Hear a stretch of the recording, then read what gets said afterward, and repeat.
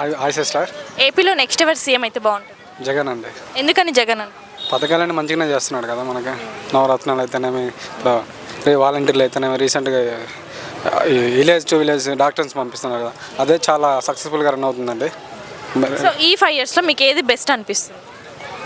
5 years ఉంటే almost Jagan పెట్టిన సక్సెస్గానే ఉన్నాయండి. ఏది స్కూల్ చూడండి, ఇప్పుడు ఎక్సలెంట్గా ఉన్నాయి స్కూళ్ళు. మా జనరేషన్ ఇప్పుడు అలాంటి స్కూళ్ళు లేవండి. మేము చదువుకున్న రోజులైతే పెంకు రేగుల కింద చదువుకున్నాం. ఈరోజు స్కూళ్ళు చూస్తే భవనం లెక్క ఉన్నాయి, ఎక్సలెంట్గా ఉన్నాయండి. సో ఎడ్యుకేషన్ పరంగా అయితే నెంబర్ 1, హెల్త్ పరంగా అయితేనేమి, ఎడ్యుకేషన్ పరంగా అయితే ఎక్సలెంట్ చేస్తున్నాడు. అంటే హెల్త్ పరంగా ఎలా అంటున్నారు? హాస్పిటల్ అయితేనేమి, హాస్పిటల్ అయితే నెంబర్ 1గా ఉన్నాయండి.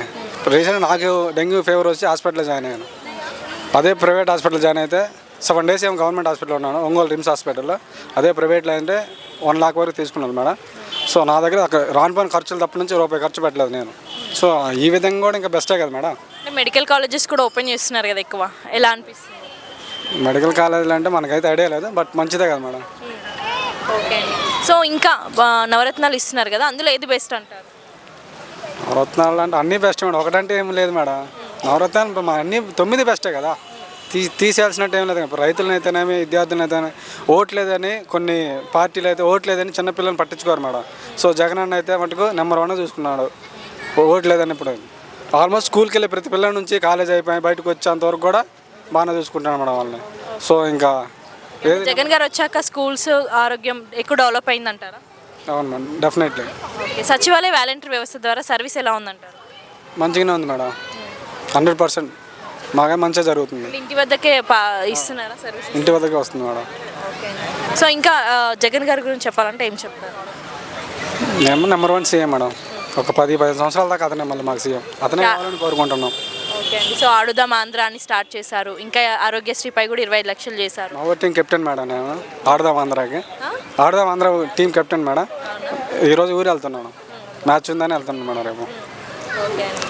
సో ఎలా ఉంది ఆ కాన్సెప్ట్? ఎలా మంచిదా మేడం, యువతని ఎంకరేజ్ చేస్తున్నట్టు కదా మేడం. అంటే కొంతమంది ఏజ్ లిమిట్ ఏం పెట్టకుండా యువతని ఎంకరేజ్ చేస్తున్నాడు మంచిగా. సో మంచి ప్లేయర్లు ఎవరైనా వెనకాడ మనీ పరంగా లేని వాళ్ళు ఈ సిచ్యువేషన్ కొంచెం ముందు అడిగేశారనుకో, వాళ్ళకి ఫ్యూచర్ ఉంటుంది కదా మేడం.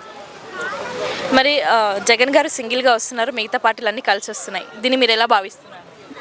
దానికంటే నేను చెప్పేది ఏం లేదు మేడం, డైలీ అందరు చెప్పే డైలాగే, సింహం అనేది సింగిల్గానే వస్తుంది. సో పందులే కదా మేడం గుంపులుగా వచ్చేది. సో జగన్ అన్న ఎప్పుడు సింగిల్గానే వస్తాడు, సింగిల్గానే గెలుస్తాడు. ఈసారి 175 సీట్లు సంపాదిస్తాం మేడం. 175 వస్తాయి అంటారా? ఓకే. మరి 40 years ఎక్స్పీరియన్స్ ఉందని చెప్పుకునే చంద్రబాబు నాయుడు గారు ఎందుకు సింగిల్గా రాలేకపోతున్నారు? అతని సీనియారిటీ, అతని గురించి నేను బ్యాడ్గా ఏం చెప్పలేను. సో చంద్రబాబు అన్న నాకు ఇష్టమే, కానీ జగన్ అంటే చాలా ఇష్టం మేడం. ఒక ముక్కలు ఎపిక్ నెక్స్ట్ జగన్, జై జగన్.